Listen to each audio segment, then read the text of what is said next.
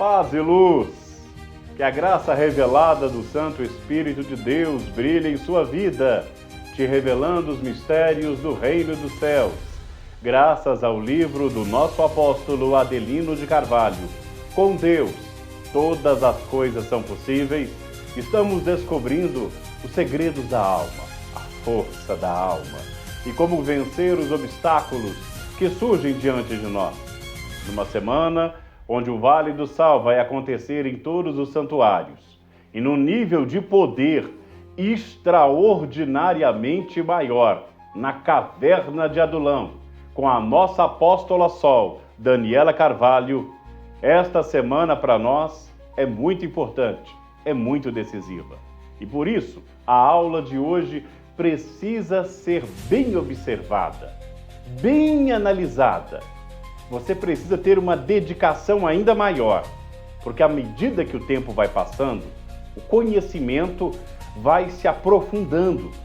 E para aqueles que não têm a revelação do Espírito, apenas vão ter o conhecimento da letra.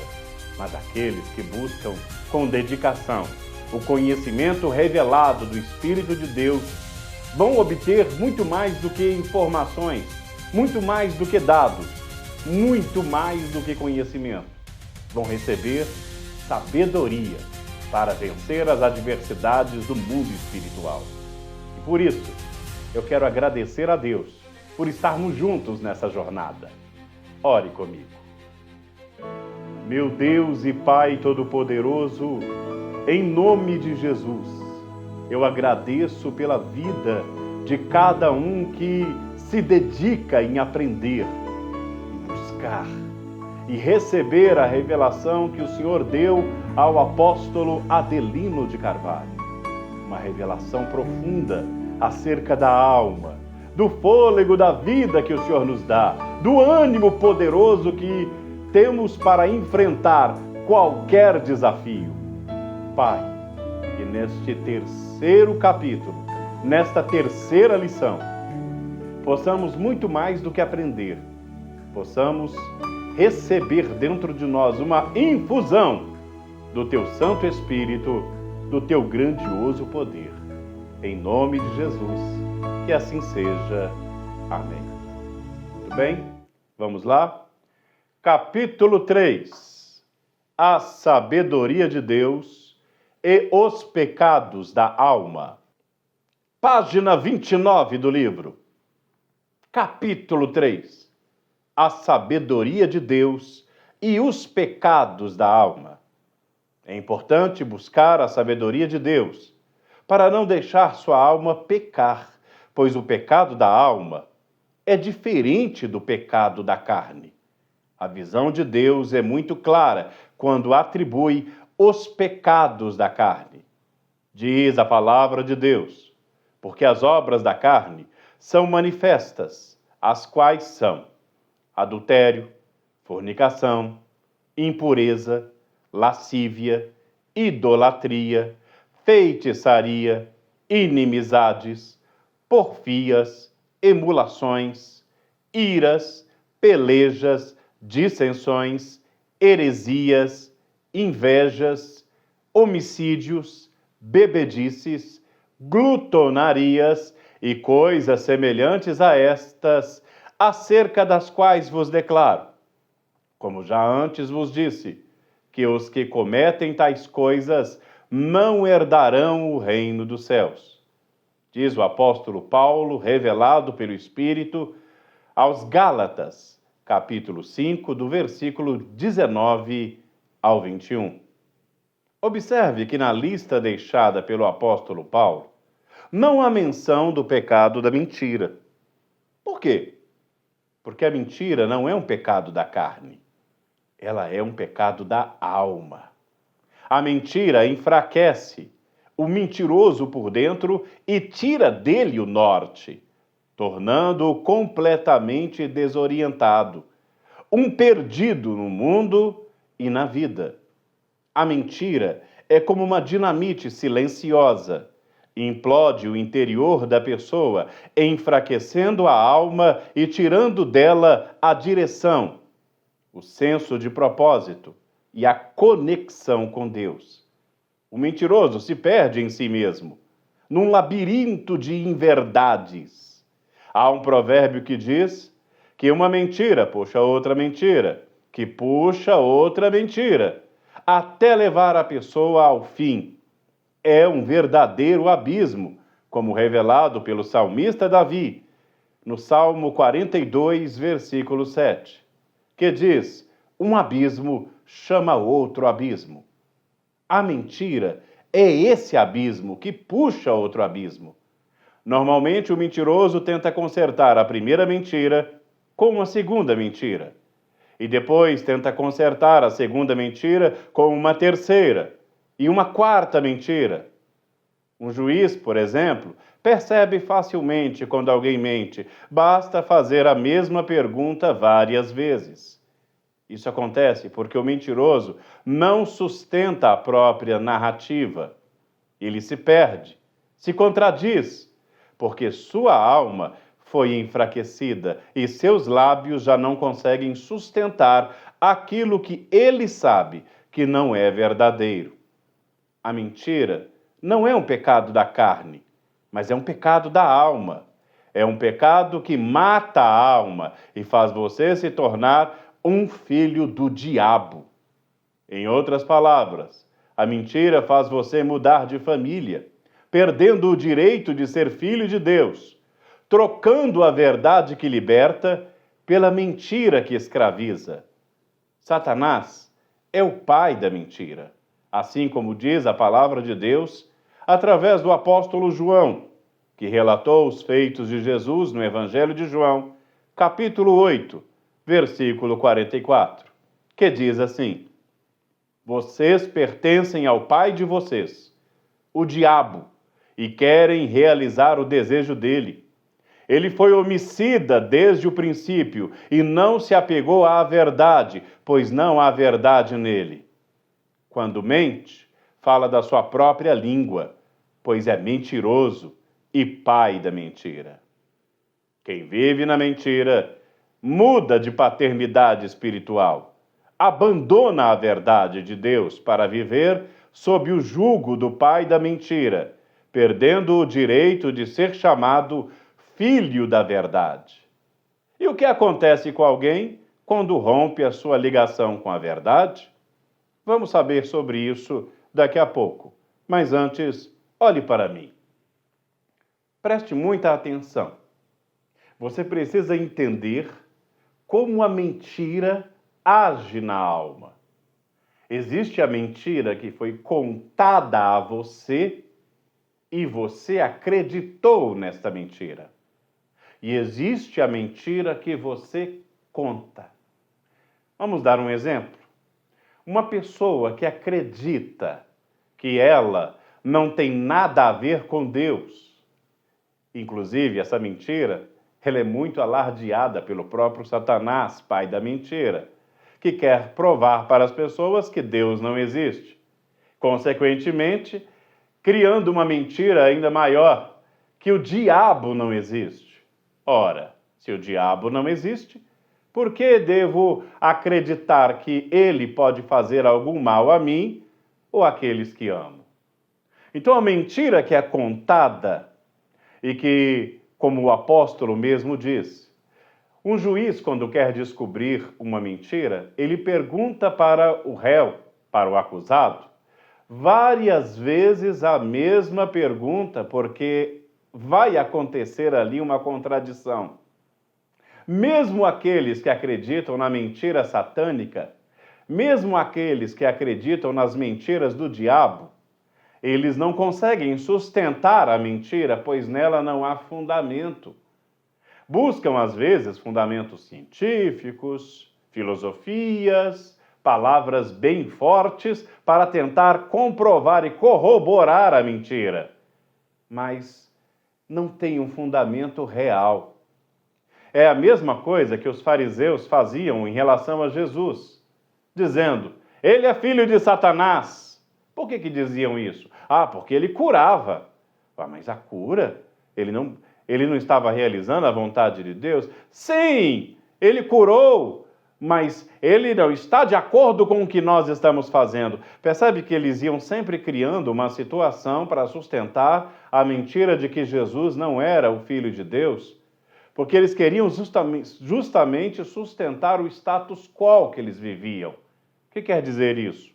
Eles eram os fariseus, senhores da lei. E quando Jesus veio trazendo uma palavra nova, as boas novas de vida do Pai, aquilo ia de encontro às mentiras que eles pregavam, mesmo utilizando a palavra de Deus. Daí você consegue entender por que tem tanta gente hoje falando em nome de Deus, mas levando as pessoas ao fracasso. Quer um exemplo? Quando uma pessoa está pregando contra o dízimo e fala, não, hoje nós não precisamos entregar o dízimo. Aí, quando ela é confrontada com Mateus, capítulo 6, versículo 33, quando buscamos em primeiro lugar o seu reino e a sua justiça, e todas as coisas serão acrescentadas, a pessoa ela fica desconcertada, porque como eu vou buscar primeiro o reino e colocar o reino em primeiro lugar se eu não for dizimista? Se eu não honrar a Deus em primeiro lugar? Porque o dízimo não é uma obrigação. O dízimo é honra que damos a Deus. Aí vem aqueles que dizem que, não, mas espera aí, os atos proféticos, eles não se sustentam. É a mesma coisa deles dizerem que Jesus estava errado e que Jesus, ao realizar o ato profético no cego de nascença, cuspindo no chão, fazendo saliva com a saliva o lodo, passando nos olhos do cego para que o cego fosse curado. Então, aquele ato profético, e que continuou quando Jesus deu a ordem para que ele lavasse apenas e somente no tanque de Siloé os seus olhos, pois aquilo foi um ato profético. E quando Jesus mandou que colocassem a água no lugar das talhas, e ali deu a ordem para que a água se transformasse em vinho, era água. Era água. Ele usou de uma substância completamente diferente para criar as moléculas que trariam o vinho. Entende que Jesus ele realizava através do material ou espiritual? Só que os mentirosos que usam a palavra de Deus para tentar realizar as suas próprias vontades, seus próprios devaneios, seus próprios desejos, eles buscam, através de palavras enganosas, levar as pessoas a não crerem nos atos proféticos. E aqueles que nos falam, não, nós não precisamos sacrificar. Então, por que Barnabé, um dos discípulos que acompanhou Jesus e que quando Jesus ascendeu aos céus, decidiu realizar a obra para Jesus e vendeu tudo o que tinha, os bens que ele tinha, e deu como sacrifício para o crescimento da obra, para o sustento da igreja. Ora, então o sacrifício dele foi em vão? Porque muitos, a palavra de Deus em Atos, observe o início do livro de Atos e você vai entender que a igreja, ela vivia entre as ofertas e o celebrar do partir do pão. Aí entra outra mentira. Eles querem celebrar a Santa Ceia uma vez por mês. E olhe lá, sendo que na palavra de Deus, os apóstolos celebravam a Santa Ceia todos os domingos, no primeiro dia da semana, segundo Atos, capítulo 20, versículo 7. Então, entende que a mentira, ela vai adquirindo tons de verdade para que as pessoas creiam nela.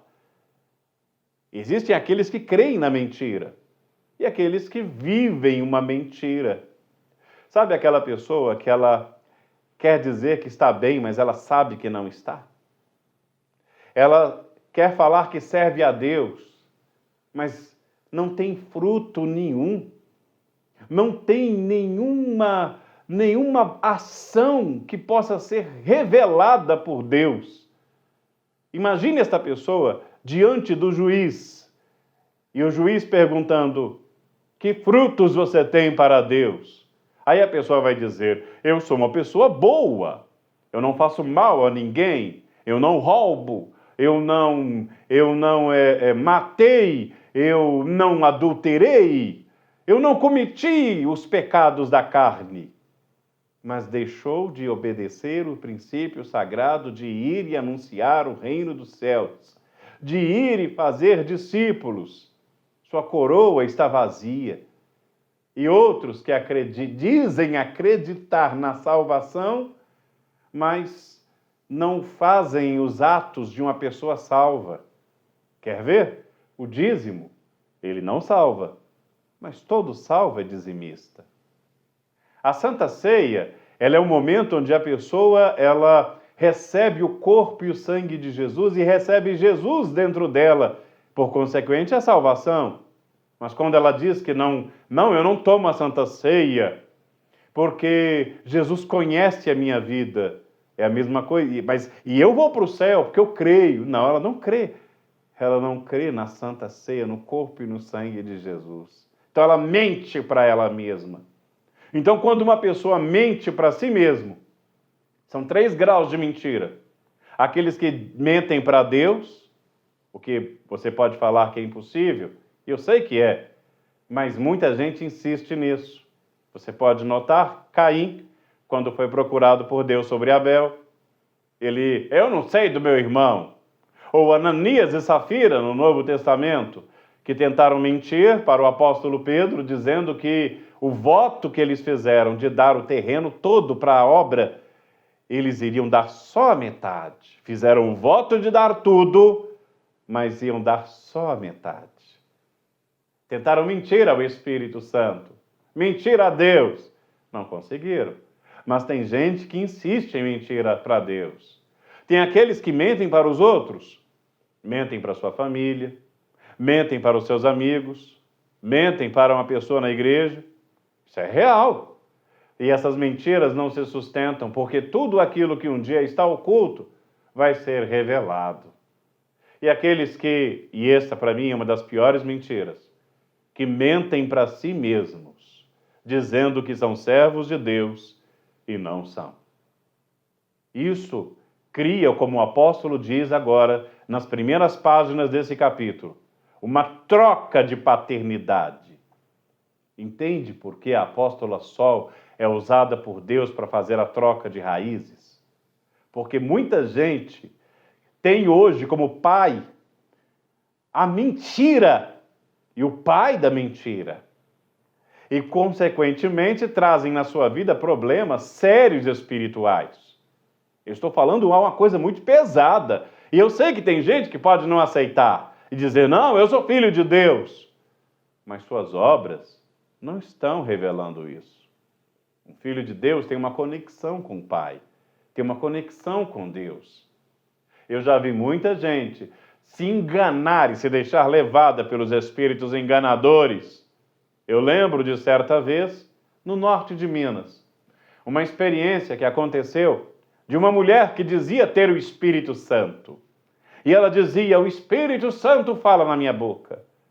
E aí ela falou com o pobre do pastorzinho que estava lá. Meu servo tem que se casar com a filha da serva que está falando. E o pobre do pastor ia se casar com a filha dessa serva.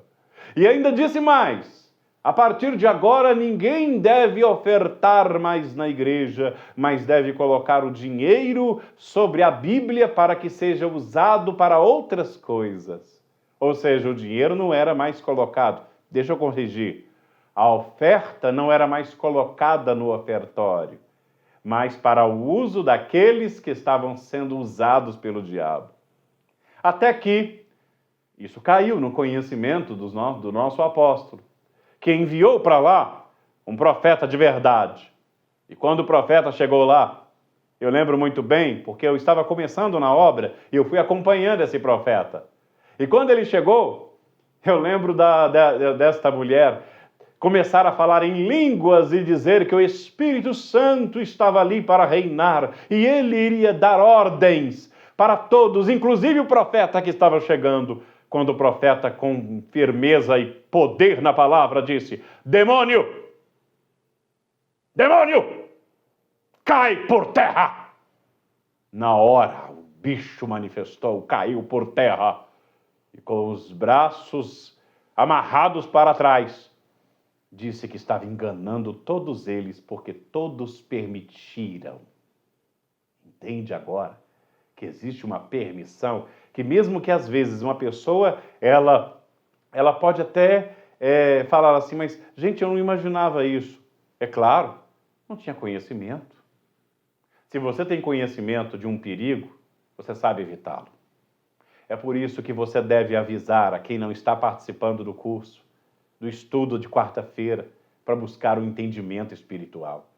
É por isso que o profeta ou a profetisa que não leva as pessoas a terem um entendimento espiritual estão cometendo um grave erro, porque estão deixando que os perigos espirituais se aproximem e as pessoas sejam enganadas e o pai da mentira os domine. E somente através de um conhecimento revelado e da troca de raízes, onde a pessoa ela deixa de ser filha do mundo, filha de Satanás, filha das trevas, de carregar aquela herança de maldição e tornar-se filho de Abraão. Muitos diziam que Abraão não podia ser pai. Ah, seu tempo passou, Abraão. Sara é estéril. Mas Abraão acreditava na verdade e na promessa de Deus. E obediente temeu, confiou, acreditou. E somos chamados filhos de Abraão porque somos filhos da fé e vivemos a verdade. E vamos falar mais daqui a pouco sobre isso. Vamos comigo para o estudo? Aliás, eu fiz uma referência aqui para te ajudar. A vaidade de muitos impede que vejam a verdade. O apóstolo Paulo disse aos Efésios o seguinte, lá no capítulo 4. Isto, portanto, diga ao Senhor e testifico que não mais andeis como também andam os gentios, na vaidade de seus próprios pensamentos, obscurecidos pelo entendimento alheio à vida de Deus, por causa da ignorância, olha aí ignorância de novo, a falta de conhecimento, ignorância em que vivem pela dureza do seu coração, os quais, tendo se tornado insensíveis, se entregaram à dissolução, para com avidez cometerem toda sorte de impureza. A vaidade de nossos pensamentos, ela se revela quando agimos e vivemos por coisas vazias e vãs. A palavra usada por Paulo, mataiotete, que é vaidade, denota algo vazio, oco. A vaidade tem a ver com algo vazio, sem sentido, oco, morto. E quando alguém começa a achar que sabe algo e toma o caminho que não é o certo, vive uma mentira que vai levá-lo ao fracasso. Olha que coisa pesada e séria. Voltemos à página agora 33 do livro. Vamos voltar ao livro, página 33. É como se retornasse ao estado do primeiro Adão, antes de receber o fôlego da vida. Um ser apenas material, inanimado, desconectado espiritualmente. A mentira, ela mata a alma, deixando a pessoa viva por fora, mas morta por dentro. Esse é o retrato de quem vive a morte em vida. Uma tristeza profunda, um vazio na alma, uma desconexão entre o corpo e o espírito. Como diz a palavra de Deus, a alma que pecar, essa morrerá. O filho não leva a iniquidade do pai, nem o pai leva a iniquidade do filho. A justiça do justo ficará sobre ele, e a impiedade do ímpio cairá sobre ele. Diz o profeta Ezequiel, capítulo 18, versículo 20. Esse mesmo princípio foi declarado por Deus na criação, quando Deus instruiu a Adão. E ordenou ao Senhor Deus o homem, dizendo: de toda árvore do jardim comerás livremente, mas a árvore do conhecimento do bem e do mal não comerás, porque no dia em que dela comerdes, certamente morrerás. Em Gênesis 2, 16, 17. Ao desobedecer a Deus e acreditar na mentira que o demônio havia falado na boca de uma cobra para a mulher, Adão caiu na desgraça de perder não só o paraíso, mas também a comunhão com Deus. Ele perdeu tudo por acreditar em uma falácia, sem verificar a procedência. Existem muitas pessoas que perdem o casamento, a família, a prosperidade e a saúde, por acreditarem em tudo que vem, por acreditarem em tudo que ouvem. A Bíblia manda provar os espíritos para saber se aquele assunto procede de Deus ou é apenas um laço para envolver sua alma e tornar você refém do império das trevas. A alma, sendo o centro vital do nosso ser, carrega um grande poder. E por meio da alma, que conseguimos ou não, alinhar a nossa vida com Deus. Então você percebe aqui que acreditar nas mentiras leva uma pessoa a viver uma vida de mentira e perder tudo. Quando Eva e Adão acreditaram nas mentiras da serpente, indo contra a ordem de Deus, e acreditaram que aquilo, não, Deus está errado, Ele é Deus, mas Ele não quer que vocês provem deste fruto, porque senão vocês vão ser iguais a Ele. Eles já eram a imagem e semelhança de Deus, mas Adão e Eva ficaram entorpecidos pelas palavras belas. É igual um golpe. A maioria das pessoas hoje que caem em golpes não caem porque são simplesmente ingênuas. A maioria dos golpes, eles acontecem porque há uma ambição. Quer um exemplo? Uma pessoa que encontrou alguém que disse ter um bilhete premiado. E a pessoa chega, olha, eu tenho um bilhete premiado aqui, eu ganhei, mas eu tenho problemas em relação à justiça, eu não posso receber esse dinheiro na loteria. Você poderia receber esse prêmio para mim? Eu vou te dar uma parte. E a pessoa então fica toda entusiasmada, eu vou ganhar dinheiro com isso, mesmo sabendo que aquela pessoa tem problemas com a lei. Espera aí, se a pessoa tem problemas com a justiça, tem algo errado, já não deveria então pensar nisso? Mas não, ela está pensando no que vai ganhar naquilo. Aí o golpista vai e diz, olha, eu não te conheço, você não me conhece, eu preciso de uma garantia. Passa um valor para minha conta, passa um valor para mim, que eu vou te dar o bilhete, aí você vai lá, depois você desconta, porque pelo menos é uma garantia que eu tenho que você não vai sumir com o prêmio que você vai pegar. Então a pessoa passa o dinheiro para o golpista e quando vai lá tentar pegar o prêmio, descobre que o bilhete é falso. E a pessoa vai procurar o golpista e cadê ele? A sua palavra bonita e lisonjeira é chamada nos meios policiais como engenharia social. Toda pessoa que usa de engano, palavras enganosas, está usando de uma coisa chamada engenharia social. E através disso, ela vai conduzindo a pessoa para onde ela quer, usando da ambição desta pessoa. Entende o que eu estou falando? O mentiroso não é apenas aquele que profere a mentira, mas a que cai nela e vive nela, como aconteceu com Adão e Eva, que perderam o direito ao paraíso. E o arcanjo Miguel, com a espada flamejante, ficou lá, impedindo que eles entrassem. Porque ele perdeu tudo. O mentiroso perde tudo. É como uma pessoa que gosta de chegar para os outros e dizer: eu gosto muito do apóstolo, da apóstola Sol, mas... Cuidado com esse mas. O que vem depois do mas, pode ter certeza que é algo para te ludibriar, para fazer você acreditar nas palavras da pessoa. Principalmente quando alguém utiliza os dodóis. O que quer dizer isso? Vamos dar um exemplo? O seu bispo, sua bispa, o profeta, a profetisa de Deus, te repreendeu. Te repreendeu porque você não estava vindo receber o alimento sagrado do corpo e do sangue de Jesus. Ora, todos os domingos é dia de você estar lá. Você serve a Jesus, você evangeliza e você não foi tomar a Santa Ceia.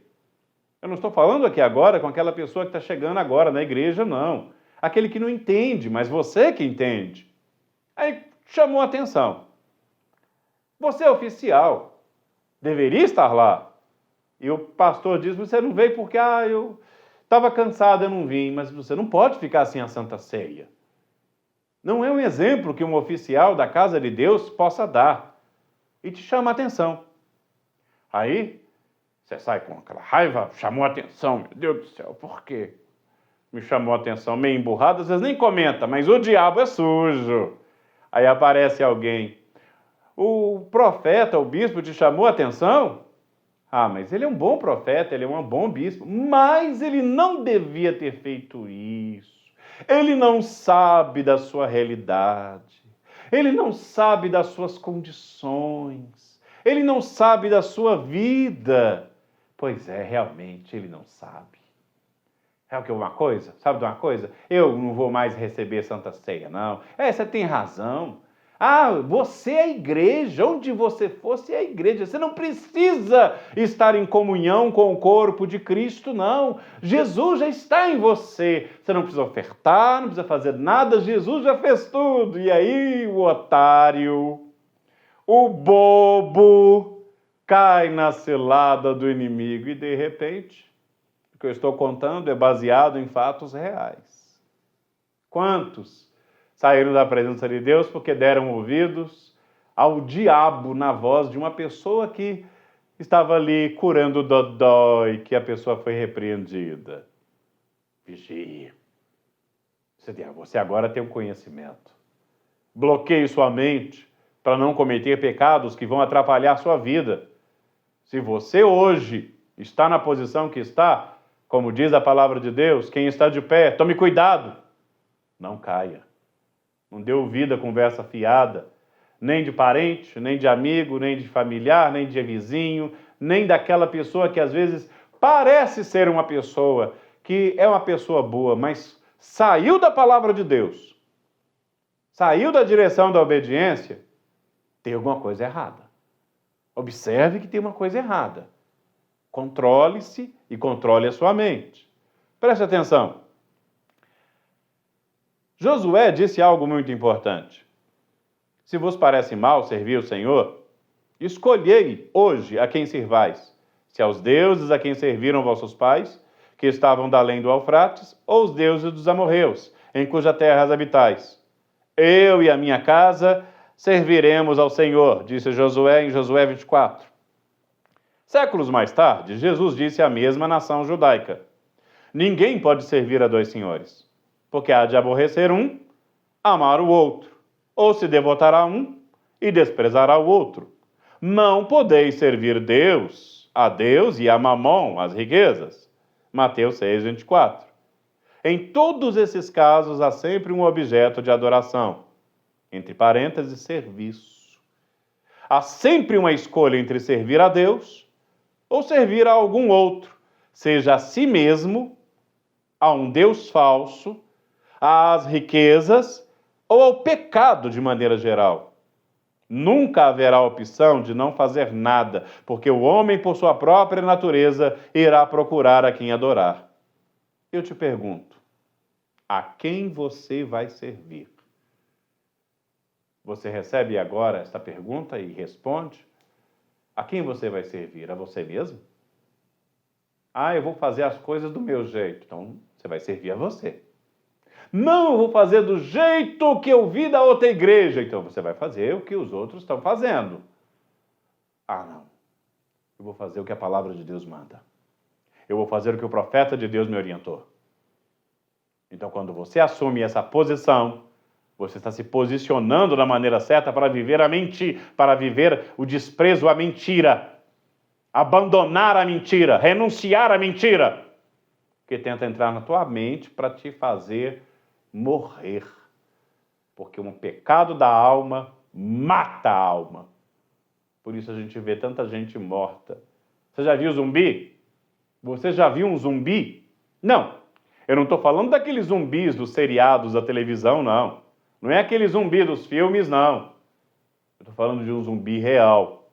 Uma pessoa que vive a vida, respira, come, bebe, mas não tem a vida em Cristo. Pois aquele que morreu por dentro, ele volta a ser aquela casca original. Sabe aquela casca, aquele barro que havia antes de Deus soprar o fôlego da vida? Pois é. Quem vive a mentira morre por dentro e volta a ser barro, mesmo antes de voltar ao pó como um morto definitivo. E isso é muito sério. Vamos voltar para o livro. Se deixarmos que a nossa alma se perca em enganos e mentiras, corremos o risco de perder o que Deus planejou para nós. Você consegue levar a sua alma à perdição, caso você empreste os seus ouvidos para ouvir assuntos que vão roubar a sua fé e destruir você por dentro. Ainda dentro desse tópico, é importante lembrar que tem gente agora preocupada com o fim do mundo, preocupado com a besta, preocupado com o anticristo. Ah, mas isso é real, é bíblico? É. Mas olha como eles estão desviando e pegando a palavra de Deus para torcer e fazer você não pegar o caminho que é trabalhar a sua alma, a sua mente, se converter, ter uma vida com Deus, fazer a obra de Deus, ganhar almas. Porque se você tem tudo isso, para que se preocupar com o fim dos tempos? Para que se preocupar com a besta e o anticristo? Se você está no caminho certo com Jesus. Vamos voltar. Tem pessoas que nos encontramos na rua ou em qualquer outro lugar que a conversa delas nos seca por dentro. Quando elas vão embora, a gente sente um deserto. Eu sei, isso já aconteceu com você. Cuidado. A falsidade aperta a sua mão, sorri na frente e depois te mata pelas costas. É preciso estar atento aos sinais, pois nem sempre as intenções são claras. Há aqueles que usam a máscara da hipocrisia para se aproximar com sorrisos, mas suas verdadeiras intenções podem ser obscuras e egoístas. O sorriso falso esconde muitas vezes a inveja e o desejo de prejudicar. Por isso é essencial confiar em sua intuição e observar as ações, não apenas as palavras. Não se deixe levar por aparências enganosas. A falsidade é uma traição disfarçada, uma trama ardilosa que busca beneficiar à custa dos outros. Mantenha-se firme em seus princípios e valores. Não permita que a mentira e a dissimulação abalem a sua confiança nas pessoas, mas esteja sempre alerta para identificar quem está realmente ao seu lado. A verdadeira amizade, a verdadeira lealdade se revelam nas dificuldades, nas provações do tempo. Portanto, afaste-se daqueles que sorriem na superfície, mas se escondem nas faces sombrias. Seja cauteloso. Proteja sua alma das sombras da falsidade. E eu sigo, preste atenção nesse adendo que eu coloquei. Com quem você está se associando? Você sabe o que é uma associação? Associação é o seguinte: refere-se à ideia de conexão ou ligação entre coisas, ideias ou sentimentos, que vão além do sentido literal, e é construída por semelhança, contraste ou qualquer outro tipo de relação mental, permitindo criar um significado mais profundo e expressivo numa frase ou então no contexto. Aí vem a pergunta, uma afirmação. Ou você se associa à luz, ou se associa às trevas. 3 grupos de pessoas se reuniram na caverna de Adulão. O primeiro era um grupo de pessoas formada por homens que se achavam em aperto, pessoas perseguidas, assim como Davi. Então, observe esse primeiro grupo. Eram homens que estavam sendo perseguidos e que a cabeça deles havia apenas uma mentira: não tem saída. Vocês não vão conseguir vencer. Vocês não conseguem, não podem e não têm. O segundo grupo era formado por homens endividados, Homens que se tornaram escravos por causa de enormes dívidas, mas que abandonaram a escravidão para se juntarem a Davi na caverna de Adulão. Observe que esses homens eram escravos por causa das dívidas. Na época, quem devia, se não pagasse, tornava-se escravo do seu devedor. É muito pior do que hoje. Quando uma pessoa deve, o nome dela vai para o SPC, vai para a negatividade do crédito, ela não consegue comprar, não consegue obter financiamentos. Naquela época era ainda pior. A pessoa vivia uma escravidão, porque isso entrava na cabeça dela de tal forma: eles não vão ter dinheiro. Você não tem dinheiro para pagar a sua dívida, será escravo. Olha só, você não tem controle, não tem gestão da sua vida. E Deus deu a todos nós a capacidade de vencer. Por isso esses homens foram atrás de Davi. O terceiro grupo era formado por homens amargurados de espírito. Homens que precisavam mudar de vida. Homens que receberam a mensagem de Satanás dizendo: você nunca vai ser feliz no amor. Você nunca vai ser feliz na vida.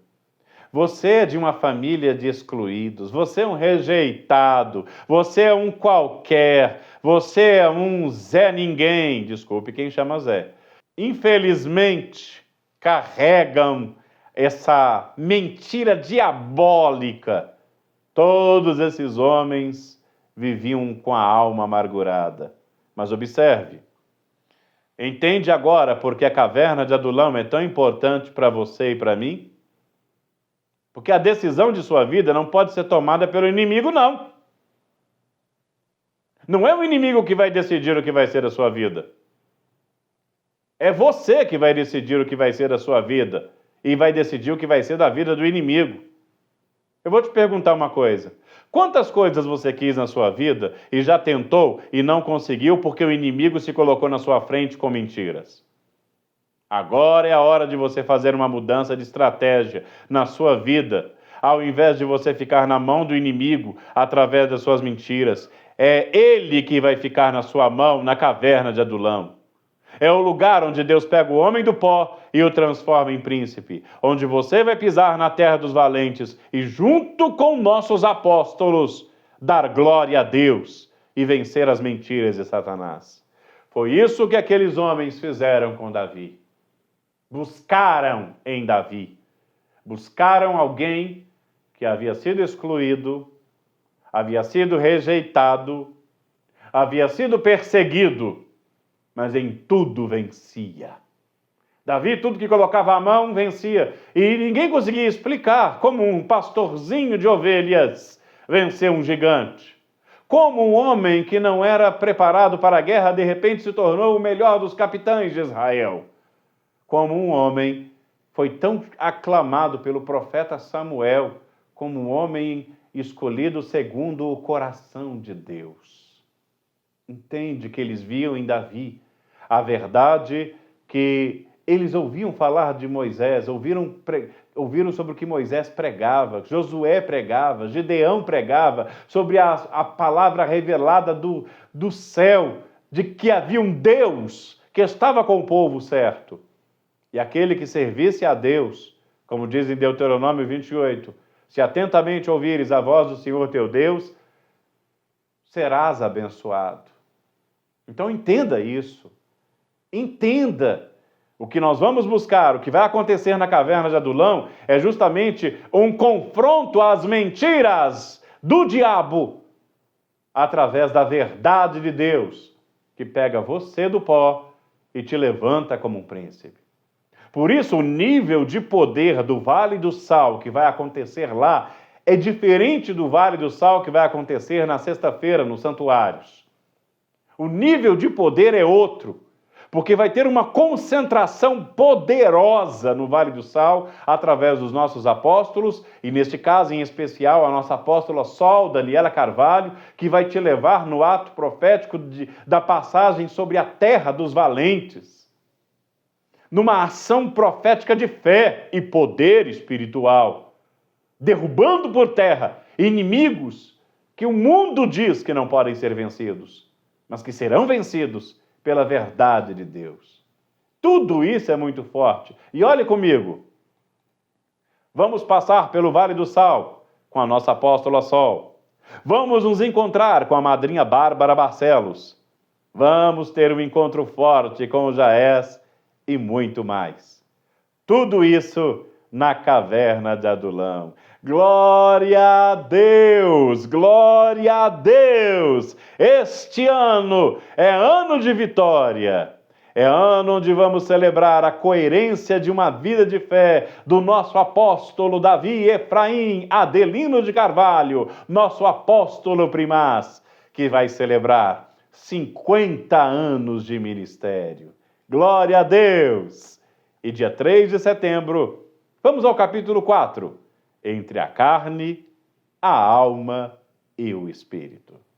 Que o anjo do Senhor abençoe a sua vida, que essa aula tenha te ajudado de maneira poderosa e que você possa praticar. Por favor, me dê o feedback do que aprendeu, do que compreendeu na aula de hoje. Agora pare o que está fazendo, pare tudo e comece a buscar pela revelação do Espírito de Deus. Que Deus te abençoe. Forte abraço. Paz e luz para você.